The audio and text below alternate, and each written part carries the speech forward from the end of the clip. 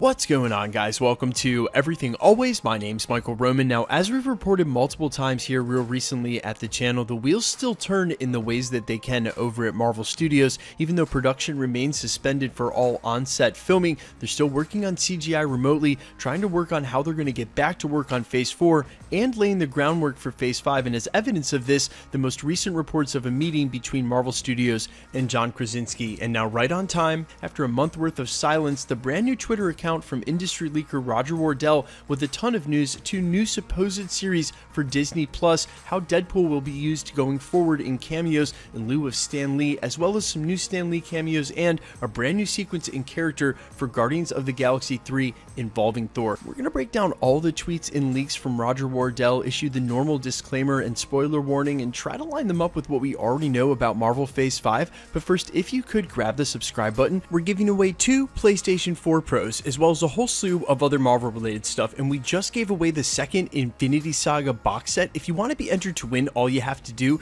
hit the subscribe button, then leave a comment down below, hit the notification bell, and leave a like. And if you want, stick around at the end of the video, we'll get into all the giveaway stuff again there. So first things first, the normal spoiler warning and disclaimer. This is supposedly coming from the brand new Twitter account of industry leaker Roger Wardell, in the same style he leaked the Avengers Endgame stuff. And if you're wondering why you should care, this is the same dude who pinned down a ton of specific details about Avengers Endgame December before its release, including things like Fat Thor. Really, no joke, guys, that account is still live. I'll try to link it in the description below if I can find that link to Twitter, and it was an unbelievable amount of accurate information 5 months before the movie's release. Now, the disclaimer part comes in with the original Roger Wardell account having gone dormant and him seemingly indicating so right before the San Diego Comic-Con 2019 official Phase 4 announcements. But with this brand new one that's cropped up this year and acting much in the same way, going months between posts, but when he does, shotgunning a ton of information over a series of 4 or 5 tweets. At least for now, we're going to proceed as such. The spoiler warning being, of course, take anything that doesn't come from Marvel Studios with a grain of salt, but in the past, this guy has been right. So if you don't want to know what's coming in Marvel Phase 5, or if this is in any way going to ruin your fan experience going forward, you've been warned. Otherwise, let's jump into these brand new tweets, starting with the first, that a Weapon X Disney Plus show is planned as a pre-sequel to The Falcon and the Winter Soldier. It will focus on not only Logan's backstory, but also other members of Weapon Plus. Now, this one tweet begs more questions than it actually answers. What other members of Weapon Plus are they talking about? The most famous other member being Captain America, if that's how they're going to spin it. And would they include Logan in that story, or would it only set Logan up? Would they really want to introduce Wolverine on Disney Plus instead of the silver screen? I doubt that that would happen. As much as we've been talking about this here at the channel, when Wolverine's ready, it may be the Russos that take him up. He's definitely headed for a major motion picture release, but it doesn't mean that they can't set the stage for him and take their time doing so on a Disney Plus series. And this is where things start to get really interesting, as we've covered 2 in-depth plot leaks for The Falcon and the Winter Soldier here at the channel, and both of them have seemed to imply that for Sam Wilson to become Captain America in this upcoming series, he's going to be offered a chance to take the super soldier serum, and it's going to explore other soldiers that choose to do so, the origins of that serum, even leading to perhaps the inclusion of the Red Hulk. When you think about it, and you think about that storyline as a through narrative to a pre-sequel, again about Weapon Plus and the super soldier programs, then it seems to be that this could fit perfectly for that, and also set up, of course, Wolverine going forward, which we know, guys, is only a matter of time. And I wouldn't be surprised if it's the first member of the upcoming X-Men that gets his solo series, so that he can interact with the Avengers and the rest of the Marvel Cinematic Universe before we get there. Now, next tweet out of 4 coming yesterday, again from the brand new Twitter account from industry leaker Roger Wardell. Marvel considering to utilize Deadpool for brief cameos after Deadpool 3 release. Stan Lee will continue to show up in more sophisticated and subtle manner. And man, if this isn't true, I really like the idea of that. In lieu of them not recreating a CGI Stan Lee for every movie, I don't think they would do that to him out of respect, and they could do that down the road. They have the software, but maybe when it's called for in the next Endgame event.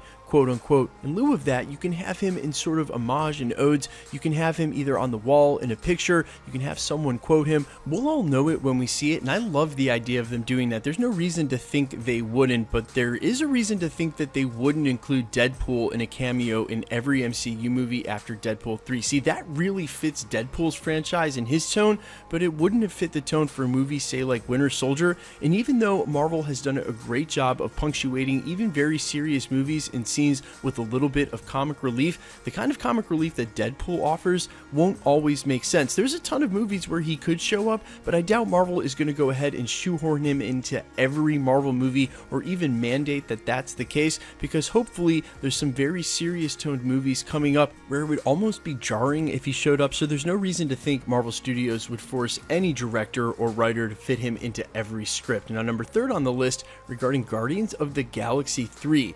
Nobilis was the main reason why Thor vs. Thor scene was removed from Endgame, Annihilators to replace Guardians in the future of the cosmic MCU. Now, this is really interesting for a couple of reasons. First of which, James Gunn did confirm there is no plan to do or write a Guardians of the Galaxy 4 in the future, but earlier rumors indicated that the film and script would actually set up the next iteration of the Guardians of the Galaxy team, whatever that may be, and the Annihilators may have some members that'll be introduced by them and may look something like a new Guardians team would look like, including Silver Surfer, Beta Ray Bill, Quasar, or even could include someone like Adam Warlock, which we know surely will be involved with the MCU by Guardians of the Galaxy 3, regardless of James Gunn saying who said I was going to involve Adam Warlock. By then, there may be some overlap between what would be a Guardians of the Galaxy 3 team, which heroes we've had introduced on the cosmic MCU side, and what the Annihilators team would look like, although there have been no rumors, not a single one, of an Annihilators title before now, so that is also just a bit interesting. And getting to the 4th and final tweet out of this series of 4, this go around, this month's release from Roger Wardell's new Twitter account is that an Agent Venom Disney Plus show is in the early stage of development for Disney Plus, which is crazy. Sony wants Tom Hardy is anti-Venom and the main antagonist of the series. Now, crazily enough, we already have the original Agent Venom in the MCU, none other than Flash Thompson, the bully in Spider-Man Far From Home and Homecoming. It would be crazy if this actor went on to be the same guy who played Agent Venom in anything, whether it's Disney Plus or a live-action film. But either way, to have Tom Hardy be the anti-Venom in that, it's hard for me to imagine how we would get to that. Now, up until real recently, I would have said that's absolutely ridiculous. There's no way of that happening. But we did hear from the original director over at Sony on Silver at Black that at least for some part of the talks on that project, they were going to possibly release it as a Disney Plus show, which tells you there's a much higher level of going on workings between Sony and Marvel Studios and their plan to keep Tom Holland's Peter Parker in the MCU, especially if some of their now deemed Sony Pictures universe of Marvel characters, or Spunk.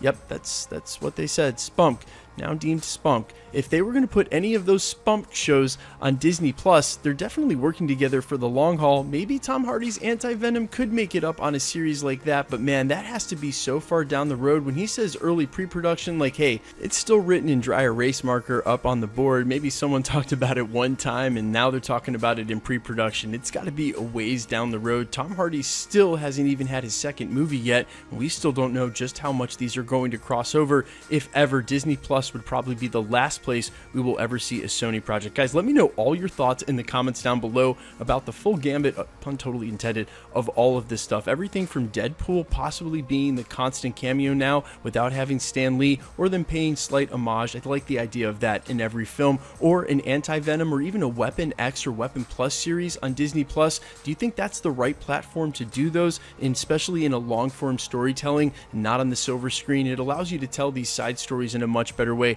Let me know all your thoughts down below, guys. Quickly, let's get into the giveaway stuff before I let you go. We're still giving away 2 PlayStation 4 Pros, the next of which is at the 650,000 subscriber mark. We're headlong into that, going to easily hit that by this month's end. All you have to do, hit the subscribe button and leave a comment down below. Then you want to remember to hit the notification bell with notifications turned on, because the more videos you comment on, the better chance you have of winning. All winners will be announced at the end of videos, just like we did with the recent Infinity Saga box set that we just gave away a couple of days ago. I'll make sure to link that as one of the 3 here at the end of this video. We're also going to announce a ton of new Marvel prizes coming up over the next couple of years, so be on the lookout for that. If you've missed any of the past winners, including the Infinity Saga box set, all you have to do is scroll back through the channel, look for the winner announcement in the sub count in the title, click on that video, and scroll to the end. No purchase necessary for any of the entry, and again, all you have to do to be entered is be a subscriber here at the channel and leave a comment down below, because it's truly random. The more videos you comment on, the better chance you have of winning. My name's Michael Roman. This is Everything Always, guys. Thanks so much for checking out the channel, and stick around. We'll be posting again real soon.